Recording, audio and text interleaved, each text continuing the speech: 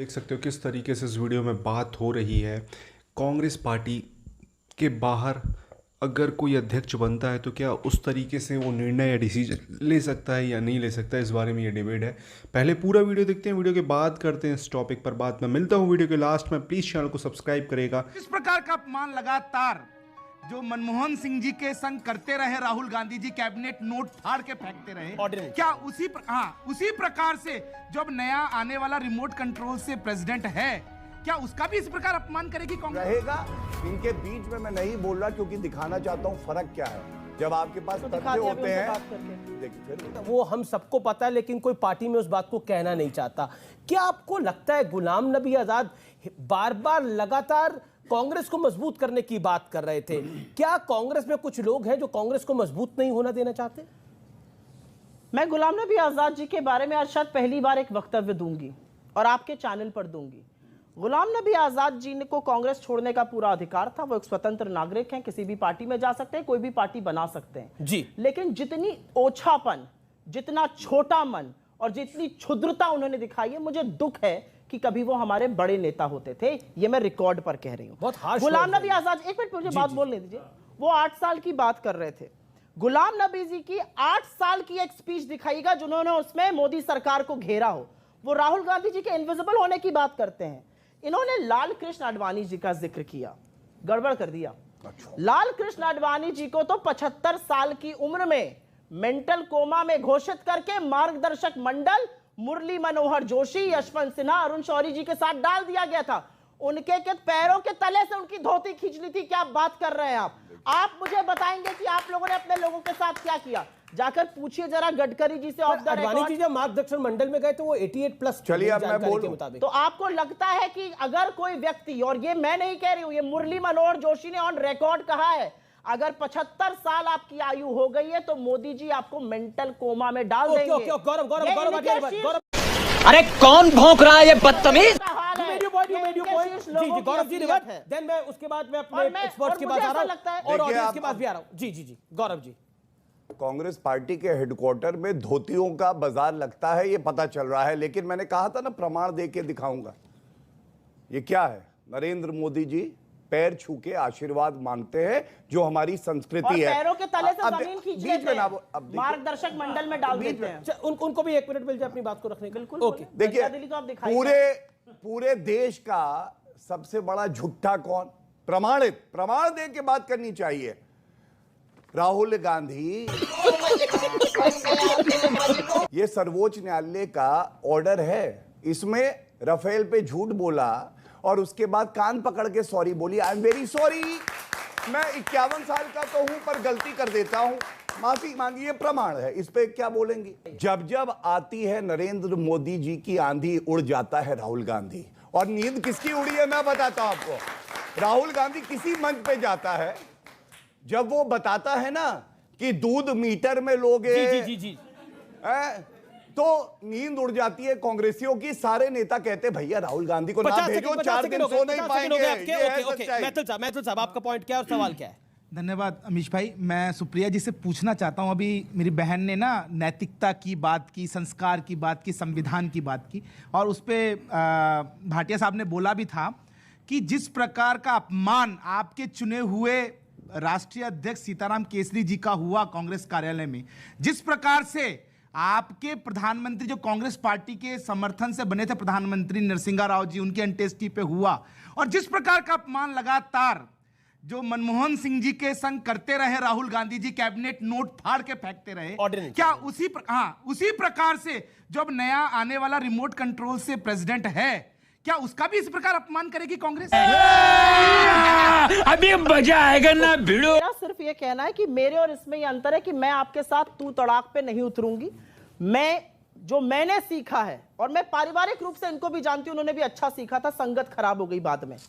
मेरा नेता मुझसे कहता है सामने वाला आपका प्रतिद्वंदी है, आपका शत्रु नहीं है। इनके नेता इनसे कहते हैं सामने वाला शत्रु है, काट डालो। ये ऐसे लोग काट डालो, गाली देने लगे तुरंत। जैसे ही गंदा सवाल, अगर कोई जरा सा अनकंफर्टेबल सवाल पूछ लो, गाली देने पे उतारू हो गए। मैं आपके सवाल का जवाब दूंगी, और सवाल का जवाब देना जरूरी है, लेकिन मैं एक बात पूछूंगी। प्रज्ञा ठाकुर का जब अभी ये कुछ बात कर रहे थे, चर्चा की, प्रज्ञा ठाकुर को अभी तक दिल से माफ कर पाए हैं कि नहीं मोदी जी? यति नरसिंहानंद को जिस तरह का राजनीतिक संरक्षण इस देश में मिलता है, कालीचरण को जो महात्मा गांधी को मां बहन की गालियां देता है, उसको गिरफ्तार करने में ये लोग थर थर कांप जाते हैं। यति नरसिंहानंद जो महिलाओं के बारे में बोलता है, बजरंग मुनि के पास आपके एमपी और एमएलए जाके साक्षात दंडवत करते हैं। ये लोकतंत्र की बात करेंगे मुझसे, लोकतंत्र की बात का सवाल था, मैं बात कर रही हूं। पर ये तो इतिहास है। एक्सीडेंटल प्राइम मिनिस्टर में संजय बारू की किताब में भी लिखा हुआ है जो पीवी नरसिम्हा राव के साथ हुआ। And as a journalist we know जो सीताराम केसरी के साथ हुआ। क्या कहना चाहती हैं आप? क्या रिमोट कंट्रोल का अध्यक्ष होगा इस बारी, जैसा बीजेपी कह रही है? किताबों पे चर्चा होने लगी तो ये लोग चर्चा कर नहीं पाएंगे, क्योंकि जितनी किताबें 2002 पे लिखी गई है गोधरा की, उतनी किसी पे लिखी नहीं गई है, ये याद रखिएगा। किताबों चले एक काम कर, 200 रुपए दे और 50 रुपए काट ओवर एक्टिंग के वजह। मत कराइए। और एक मिनट, आपने यहाँ पर सुप्रीम कोर्ट का निर्णय आ गया था। कटाक्ष किया था और कई बार बोलते वक्त जबान फिसल जाती है। मेरा अपना मानना है कि जब प्रधानमंत्री खड़े होकर बेटी बचाओ बेटी पढ़ाओ की जगह पटाओ बोल रहे थे, तो उनका मतलब पढ़ाओ था, उनकी जबान फिसल गई थी। जब उन्होंने एमआरएस मिसेस को कह दिया तो उनकी जबान फिसल गई थी। जिनके घर शीशे के होते हैं उनको दूसरे पर कभी भी पत्थर नहीं मारने चाहिए, बिल्कुल नहीं करना चाहिए। गलत जगह आप फंस गए। इसलिए नहीं करना चाहिए क्योंकि ना राष्ट्रवाद का, ना आदर का, ना सत्कार का पाठ मैं आपसे पढ़ूंगी जो 52 साल तक तिरंगे को अशुभ मानकर उसको फहराते मैं आपसे नहीं पढ़ूंगी। जो मां के लिए कहते थे ये मेरी मातृभूमि नहीं है, सावरकर ने तो ये तक कहा था भारत मातृभूमि नहीं है। चुनाव प्रक्रिया चल रही है। 11 इकाइयों ने पहले ही रेजोल्यूशन पास कर दिया प्रदेश की कि जो गांधी परिवार कहेगा वही ठीक है। आप बताइए चुनाव निष्पक्ष और सही है? आप बहुत अच्छे विश्लेषक हैं, आप बताइए हाँ या ना में। मैं हाँ या ना में पूछ, आप हाँ, मैं ये नहीं कह रहा हूं 11 अच्छा सुनिए, चलिए आपको कोई बात नहीं। 11 प्रदेश की इकाइयां, चुनाव अभी चल रहा है अमीश जी, और पहले ही बता देती हैं कि जैसा गांधी परिवार कहेगा वैसे ही होगा। तो ये कितना ठीक है आप बताइए। अब इन्होंने बात करी कि देखिए शब्दों की मर्यादा रखनी चाहिए, सब अच्छा रहना चाहिए। अच्छा, जबान नहीं फिसली, दिमाग फिसल गया था किसी का। कौन कह रहा था चौकीदार चोर है, और वो भी देश के चुने हुए प्रधानमंत्री को, और बाद में माफी मांगी? दिमाग फिसल गया था। दूसरी बात, खून की दलाली, मौत का सौदागर। हमारे बहुत अच्छे संस्कार हैं, यही आपके संस्कार हैं। और आप कह रहे थे ना कि माफ नहीं किया जाएगा।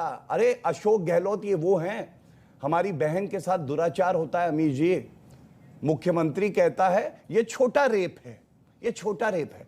अब वो अध्यक्ष बनने जा रहा है। आप सोचिए भारत के लिए क्या होगा जब ऐसा एक अध्यक्ष कांग्रेस पार्टी को मिलेगा।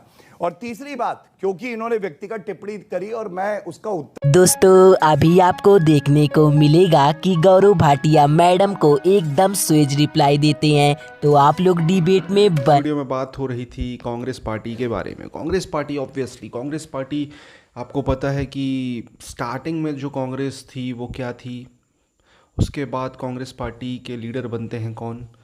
प्रधानमंत्री रहते हैं जवाहरलाल नेहरू। उसके बाद कांग्रेस पार्टी में आप देख सकते हो डोमिनेट करती हुई ये फैमिली रहती है और हमेशा से डोमिनेट करती रही है। सोनिया गांधी की तारीफ़ इस वजह से होनी चाहिए, सोनिया गांधी आती हैं विदेशी से, आपको पता है कहाँ से हैं वो। उसके बाद कांग्रेस को उन्होंने सत्ता में लाया, लीडरशिप उनके अंदर क्वालिटी थी। नहीं तो अगर उनके अंदर लीडरशिप क्वालिटी ना होती तो भारत जैसे विशाल देश में वो विदेशी महिला होते हुए कांग्रेस पार्टी को खड़ा ना कर पाती और सरकार ना चला पाती। उनके अंदर तो इतनी क्वालिटी थी, बट उनकी जो लीडरशिप क्वालिटी है वो राहुल गांधी ना प्रियंका गांधी इनके अंदर नहीं है। और कांग्रेस में जो लीडर्स भी हैं वो अब इतने मुझे ऐसे कोई सक्षम नहीं दिख रहे हैं। और भारत की ज़्यादातर पार्टियां, कुछ पार्टियां छोड़ दें, आप बीजेपी हो, आम आदमी पार्टी हो और भी पार्टी मुझे नहीं पता, बाकी पार्टी देखें तो परिवारवाद ही पार्टी होती है। आप देखें तो कांग्रेस पार्टी हो, बादल परिवार का हो, और आप देखें जेडीयू हो, मायावती की पार्टी, वो सुप्रीमो मायावती, उसके उनके अलावा कोई वहाँ पे दिखता नहीं है। उनके लीडर्स, दूसरे लीडर्स के प्रवक्ता तक के नाम नहीं पता होंगे आपको। उसके अलावा आप देखें तो अखिलेश यादव की पार्टी देखें आप, साउथ में भी ऐसे ही है, डीएमके वो परिवारवाद वाली सिस्टम है। आप देखें यही है इंडिया की पॉलिटिक्स। तो कुछ पार्टी है ऐसी जो लिमिटेड है और बीजेपी उसमें सबसे नंबर 1 है। आपको क्या कहना है इस टॉपिक के बारे में प्लीज़ कमेंट में सुझाव दें, चैनल को सब्सक्राइब करें। मिलता हूँ और भी इसी तरीके के नए वीडियो के साथ। जाएँ।